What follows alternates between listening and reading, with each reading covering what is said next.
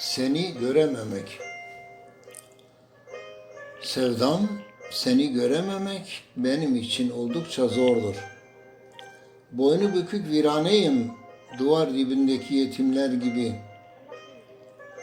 O ceylan gözlerinden uzak kaldım. İki yılan gibi omuzdan aşağı inen örgülere. Yaşam herkes için güzel bir şey. Benim için soğuk toprak altı misali. Sübhan gibi yükselen ince boyun, ya dudaklardan akan kevser, bir öpücük verse ne olur o nar gibi kızarmış yanaklardan. Keşke bir görseydim seni, başlığına al kanımı verirdim. Sen ve ala renginin dalgalanmadığı diyarda yaşam benim için çekilmez olur.